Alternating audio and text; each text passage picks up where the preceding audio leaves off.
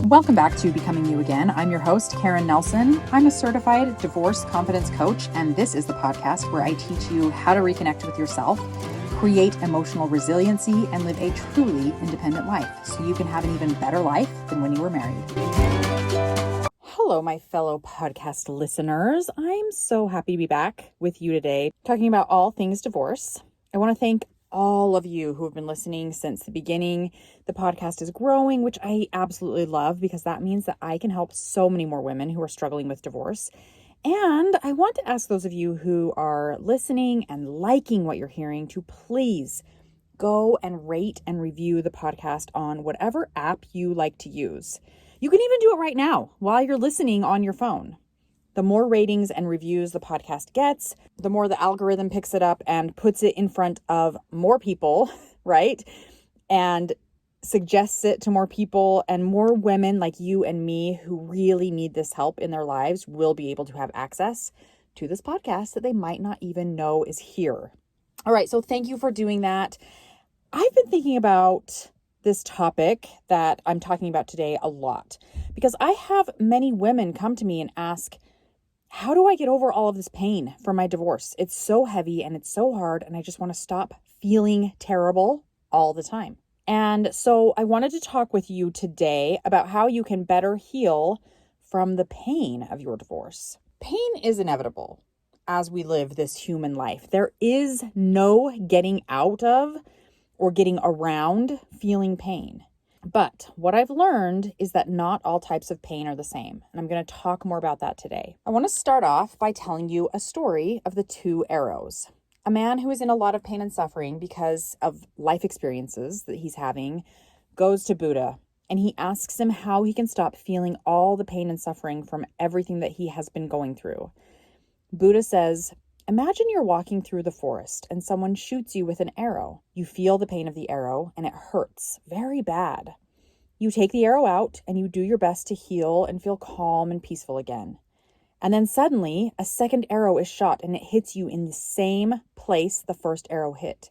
Buddha asks the man, do you think the second arrow will be more painful than the first? The man says, yes, the second arrow will hurt even more than the first. The pain will be unbearable. And Buddha says, you see, we can't control the pain of the first arrow. This is life's experiences, like losing loved ones, growing old, getting sick, going through a divorce. We have to bear this pain and move through it. However, the second arrow is our reaction to the first arrow. Things like judging ourselves and judging others, criticizing ourselves and criticizing others, becoming angry, becoming frustrated, and carrying around hate. We have no control over the first arrow, but the second arrow is optional. Buddha said to the man, pain is inevitable, suffering is optional. So I tell you this story because I really want to illustrate to you how pain and suffering are different, right? Just like in that story, we have the pain of circumstances that come into our lives, like divorce. Divorce hurts, right? The end of a relationship after many years together, or even a little time together. It doesn't even matter the amount of time. It matters, how we were feeling and thinking about that relationship. And that pain hurts. But there is so much more suffering that we pile on top of that pain, that hurt, that grief that keeps us stuck and is all optional. And I'm going to talk about it today and give you examples so that you know exactly what it looks like. Because every one of us who is going through a divorce or who has gone through a divorce knows how painful it is. There is no getting out of that pain, right? There is no getting out of the pain of an end of a relationship or the loss of what was or the grief that we feel deeply and profoundly. That is what I'm going to be calling clean pain. However, we often will create suffering for ourselves that is unnecessary by using our mind to punish us over and over and over again. This is what I'm going to refer to as dirty pain, and it includes blaming others, shaming yourself, spinning in what would have been, feeling hate, feeling anger, holding on to judgment, things like that. Clean pain is necessary, and clean pain is inevitable. Dirty pain is optional. So let's talk about each one, and I'll give you some examples so that you can see how these are showing up for you in your life. Clean pain is felt when we go through difficult, challenging circumstances, like a divorce, like the loss of a loved one, like losing a job or getting a cancer diagnosis. Clean pain hurts. I'm not trying to tell you that it doesn't hurt. It 100% hurts, right? It hurts deeply. But this pain is related to the actual facts of what is going on, of what is happening. For example, when you go through a divorce, you feel deep sadness, disappointment, hurt, grief, all of those things. These are all emotions that are normal when we go through the end of a relationship, the loss of what was. These emotions are actually necessary. And when we allow them to be with us, to be present inside of us, and when we process through them, they will actually move through us so that we can move forward when we're ready. So this clean pain could show up like a thought like, my husband left me after 20 years of marriage and it's really hard and I'm really sad. Or my marriage is over and I miss what we had. There's still pain involved in these thoughts that's going to show up in your body as grief, as sadness, as disappointment. And that pain is valid. That hurt is valid and it's real and it's okay for it to be there. I want you to know that. It's okay to feel this pain. Dirty pain, however, takes all of the same experiences and then it coats that normal, necessary, clean pain with dirt, with muck, with grime. Dirty pain, remember, is optional. It's when you take all these challenging things and then you add blame on top of it or shame on top of it. It's when you spin in what could have, what should have, what would have happened. It's when you add in the anger and the hate and the judgment. These emotions added on top of the clean pain that you're already feeling make it really hard to move through any of the emotions, right? They just pile on top of each other and they keep you stuck and they keep you spinning and they prevent you from moving forward. When I worked with Karen Nelson as my divorce coach, I worked on myself from the inside out. Best of all, I learned to love and forgive myself through my divorce. I found me again, and I started putting my needs first. I learned to create healthy boundaries without people-pleasing or being codependent. I found my confidence again, and I am proud of who I've become. I would tell any woman who is going through a divorce that if you are struggling to know who you are, or if you're struggling to believe that your life can be good again, then you need to work with Karen as your coach. She helps you see that your life doesn't end with divorce, and it's really the beginning of something new and amazing. If this sounds like something you'd be interested in, click the link in the show notes to find out more about how to work with Karen Nelson. So I want to use the same example of going through a divorce that I used before. And you're still feeling all of the same clean pain emotions, that sadness, that hurt, that grief, and that disappointment. But then on top of all of those, with this dirty pain, you're just piling on layers of dirt and grime, right? You're piling on the blame for your ex, for his cheating and not showing up in the marriage the way he should have. Or you're shaming yourself for not leaving sooner or not being a good enough wife. And then you're just going to sprinkle on some dirty grime of some anger over everything that has led to this point of why couldn't it be different, or why couldn't he be different, or why couldn't I be different, right? And then you add a little more hate because his life might be so much better than yours. And then you just start to feel heavy and exhausted from all of the negative stories and emotions that you are piling on top of yourself. And you feel terrible, and you feel miserable, and you feel stuck. This dirty pain can show up as a thought like, my husband left me after 20 years of marriage, and I wish I could have been a better wife and mother. He wouldn't have left if I was.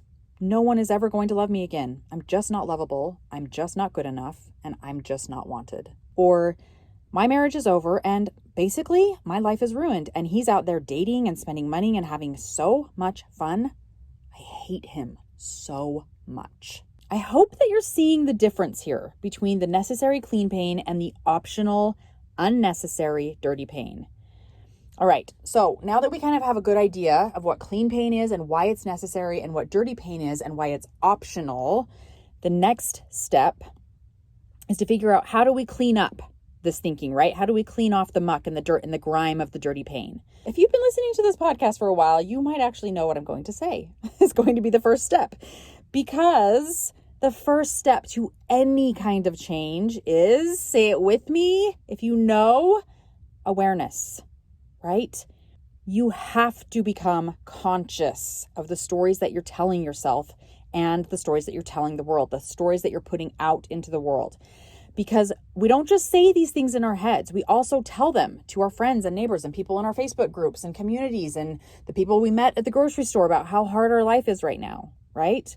You've got to be aware of what you're saying in your head and then the story about your divorce that you are telling and continuing to retell over and over and over.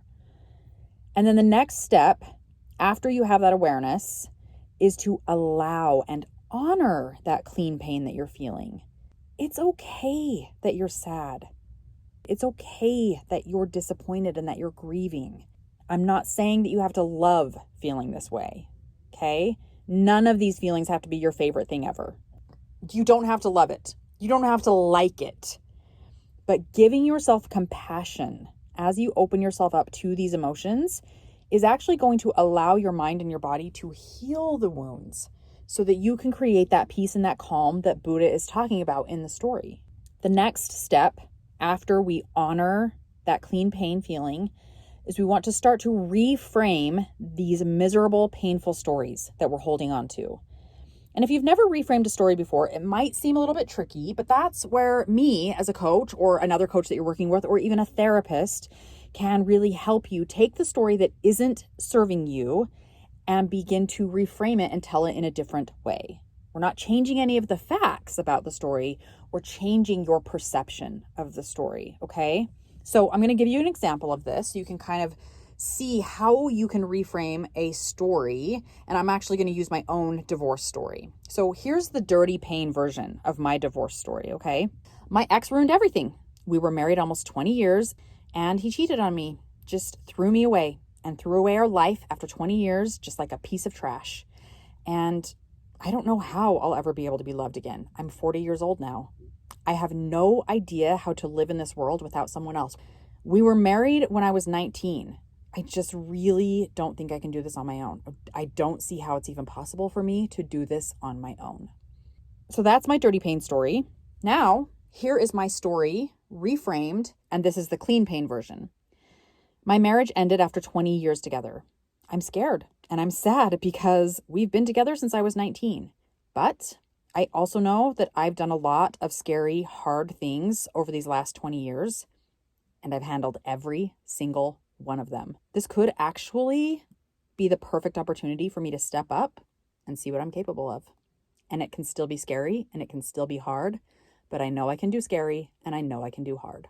So you can see in those two examples that allowing yourself to reframe from focusing on the dirty pain and instead really focusing on the clean pain, the pain that's going to move you through the experience, is very empowering. It puts you in the driver's seat of your life and it feels so much better. Even though there's still negative emotion attached to both stories, the second story, the clean pain story, feels much more doable and cleansing and empowering than the other, right? Pain is necessary. It's a necessary part of life, but it's that unnecessary suffering that is going to stand in your way of living a fully experienced life. All right, my friends, that's it for today. Thank you so much for listening. I will talk to you next week. If you like what you heard on today's podcast and you want to know more about working one-on-one with me, you can go to www.karennelsoncoaching.com and schedule your free consult to find out more. That's www.karennelsoncoaching.com. Thanks for listening. If this podcast episode agreed with you in any way, please take a minute to follow, rate, and leave a comment. And for more details, make sure to check out the show notes by clicking the link in the description.